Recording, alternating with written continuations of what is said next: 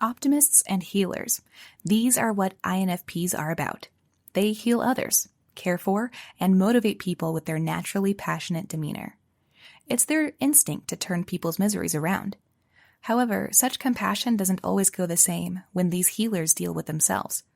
Ironic, isn't it? INFPs are known for being kind and wise, but the truth is that they're not as kind to themselves as some might think. In this video, let's talk about how INFPs can stop being hard on themselves and start embracing their flaws. Before we proceed, please don't forget to hit like and subscribe to the channel for more personality videos. How to stop INFPs from being hard on themselves. 3. Tough advice. 1. Let go of perfection. Contrary to the common stereotypes, I don't think INFPs are quiet because they're shy. However, most of these gentle souls struggle with a trait much worse: self-consciousness. While shyness is a negative self-bias where you look down on your capabilities, self-consciousness is when we see ourselves in the eyes of others. As empaths, INFPs can wear other people's shoes, so just imagine how amplified their perceptions about themselves are. It's an anxious walkabout every time they deviate from their perfect visions. They fear embarrassment, failure, and anything that tarnishes their faultless reputation. They dislike being wrong in public, laughed at, and thought of as stupid. The result? They never try things when they see people looking. They choose to stagnate instead of trying, and give up instead of persevering. Self-conscious INFPs are such a waste of talent. They're too busy questioning their own worth that they never realize just how much they have to offer the world. But don't worry. You can overcome your self-consciousness and become more confident in yourself and your abilities. First, humility. Once you learn how to truly humble yourself, you will realize how your imperfections have little impact on you. Humility doesn't mean being kind.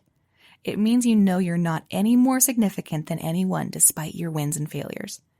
I'd say not all, but many INFPs win at being compassionate, but internally fail at being humble.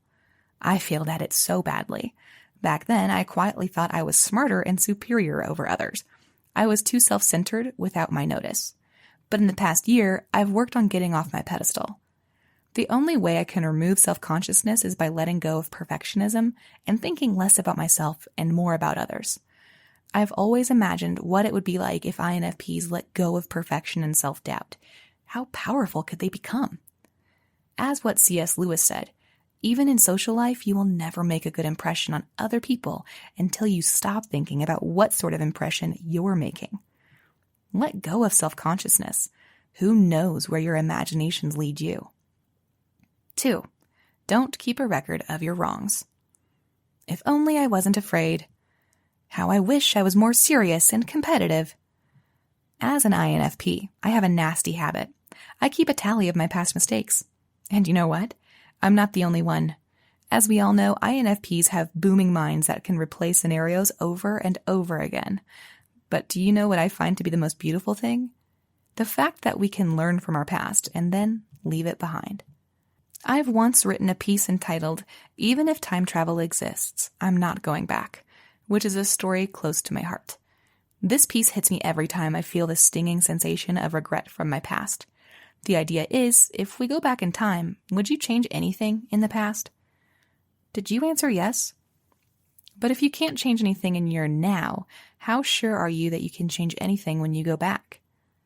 It's all abstract and a fruit of my imagination, but I wanted to point out is that today is the life we live. Today is the life we change. If you can't change anything today, you can't change anything at all. So do you think you're miserable because of your past? Then do things differently. The past is set for you to learn, not a place to dwell. Don't let the chains of the yesteryears dictate who you are today. My fellow INFP, once you extracted the lessons from the past, it's time to leave the baggage behind and move unwaveringly forward. 3. Stop being too independent. Reach out to people. Here's a piece of advice out of tough love. You can't do everything on your own. Alone time is precious for an INFP, yet being alone with no one to lean on is dangerous. After experiencing the lowest days in my life, I realized the importance of the people around me. Before, I always thought that keeping a few but true close friends until I grow old is the goal. But now that I see how unpredictable life can get, losing loved ones, my friends moving to distant countries, and us walking different paths, I realize that my very few friends can't always cater to my needs, and I to theirs. So instead of isolating, gather people who can help you in the future. Don't be stubborn about your idea of independence. Make friends. I know that you crave deep connections, but I also know that those kind of relationships take years and decades to build. My point is that you need to build shallow friendships too. How do you make friends? Pure compassion without asking anything in return. You know how karma works. If you give kindness, you receive it too. If you keep your guards up and don't trust people, they're going to retract from you as well. Samuel Johnson says, books, like friends, should be few and well chosen. Well, I agree with that. I also approve of what Humphrey Davy said. The ideal life is that which has few friends, but many acquaintances. INFPs, you need other people. You don't have to batter yourself and know everything. You need other people to help you out, and they need you too. Stop being too independent and start reaching out to others. What's more, you need friends, young, your age, and older than you. People who came from different walks of life are valuable to your personal growth. In conclusion, yes, accept yourself for who you are, but also recognize when it's time to make a change. Self-acceptance should win in the end, no matter how people judge our ways. Grow from what you already have. Don't be too hard on yourself. Cheer for yourself, like how you would cheer for others. That's it. What do you think about this advice? I'd love to hear your insights. Thanks for watching.